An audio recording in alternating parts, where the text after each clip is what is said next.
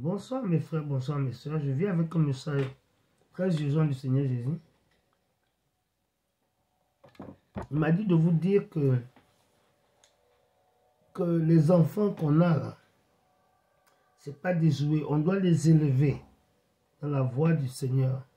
Et la Bible promet que si tu élèves ton enfant, quand il est jeune dans la voie de Jésus, il va pas se détourner de cette voie quand il est plus âgé. Mais le problème avec nous les parents, beaucoup de parents, on ne fait pas ça. On se demande un jour, mais mon enfant est un monstre, mon enfant est un homosexuel, mon enfant ne prie pas, mon enfant n'aime pas l'église, mon enfant dit qu'il ne croit pas en Dieu. Ou qu'est-ce qui s'est passé? Ce qui s'est passé, c'est que vous n'avez pas réinforcé ça. Vous n'avez pas trop parlé de Jésus. Et même le dimanche, quand vous allez à l'église, vous préférez laisser les enfants à la maison être à l'heure pour impressionner le pasteur et les membres des gens de pharisiens qui sont à l'église. Parce qu'il y a des gens qui sont à l'église, qui étudient le temps où les gens viennent. Oh, ceux-là, ils sont toujours en retard. Ceux-là, ils sont là. Ceux-là, ils sont là. Ils sont à l'heure. Mais si tu remarques bien, la plupart d'entre eux, aucun de leurs membres de famille va à l'église avec eux. Mais c'est mieux pour eux d'être à l'heure que d'être un peu en retard parce qu'on amène des parents ou des enfants. Vous n'impressionnez pas Dieu, vous impressionnez les hommes quand vous êtes toujours à l'heure et vos enfants sont à la maison et qui vont devenir des monstres, qui vont périr un jour aller en enfer parce que vous n'avez pas fait votre devoir de père ou de mère. Moi, je préfère être en retard. Et si les gens parlent, je m'en fous vraiment. Vraiment. Je suis contente parce que je sais que Jésus est content que j'amène les membres de ma famille qui ne voulaient pas partir, même si ça m'a rendu un peu en retard. Je préfère ce retard avec des âmes que d'être à l'heure seul et puis mes enfants ne sont pas dans la maison de Dieu. Faites attention. Ce que les enfants vont copier, c'est ce que vous faites. Si vous-même, vous n'allez pas à l'église, vous-même, vous n'êtes pas, vous ne priez pas, vous-même, vous n'êtes pas intéressé, et vous demandez à vos enfants d'être ce que vous n'êtes pas, ils ne vont même pas vous écouter.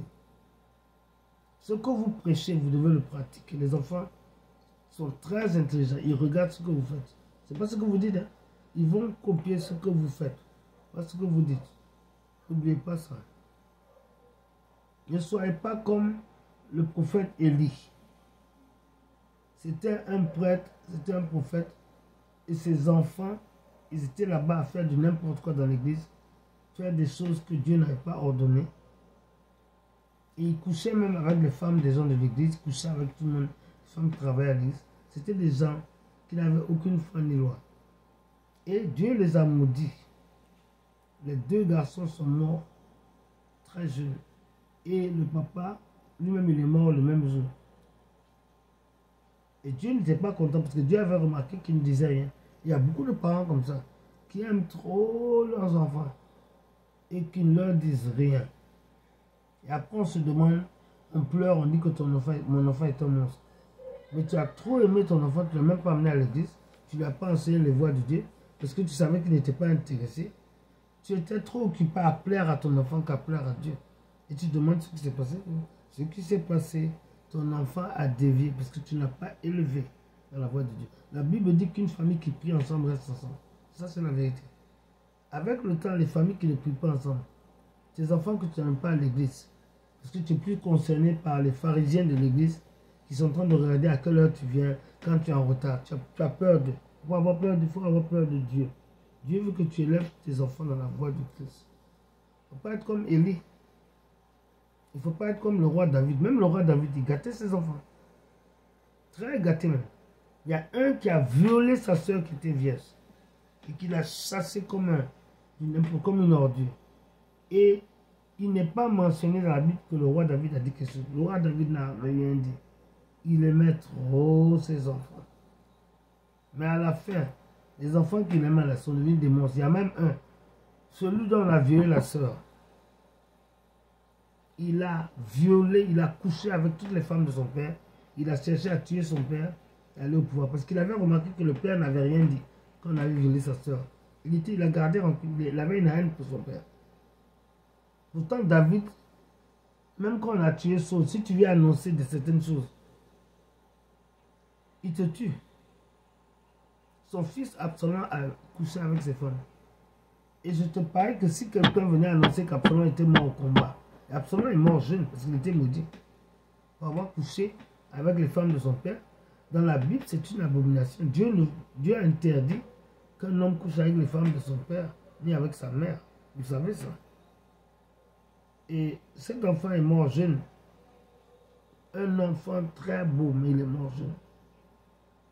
Et David qui ne parlait pas, qui gâtait les enfants, voilà ce qu'il a eu. S'il avait mis l'enfant à sa place, ça aurait été bien. Je ne me rappelle pas dans la Bible que David a mis ce fils-là à la place. Il n'a rien dit.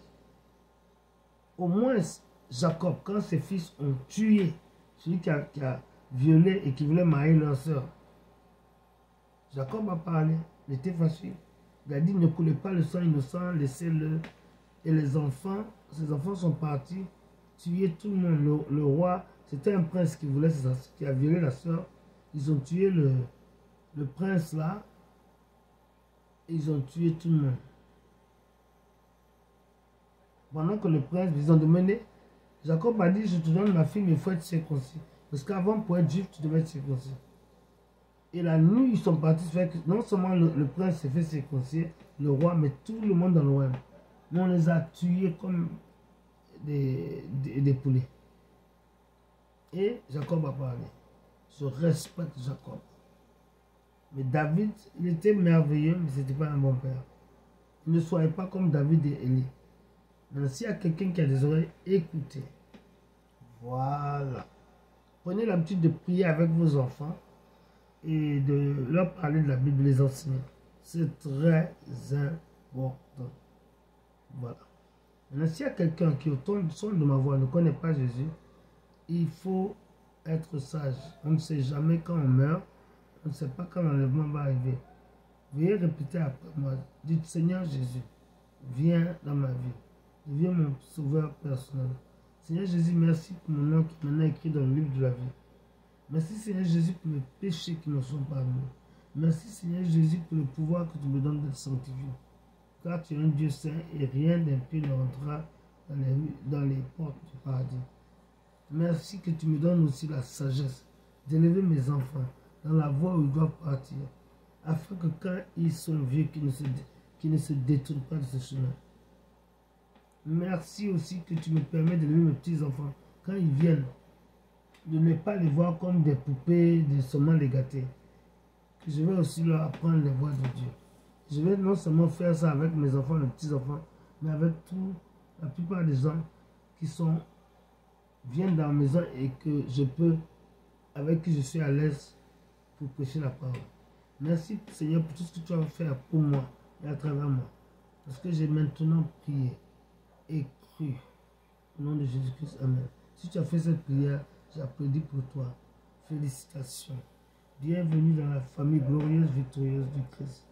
Alors mes bien-aimés, je vous aime, je vous embrasse, mais n'oubliez pas, celui qui vous aime le plus, c'est Jésus. Car c'est lui seul qui est mort pour vos péchés. Alors je vous embrasse et à la prochaine. Et n'oubliez pas que vous avez la victoire au nom de Jésus-Christ. Amen. Bisous. Au revoir.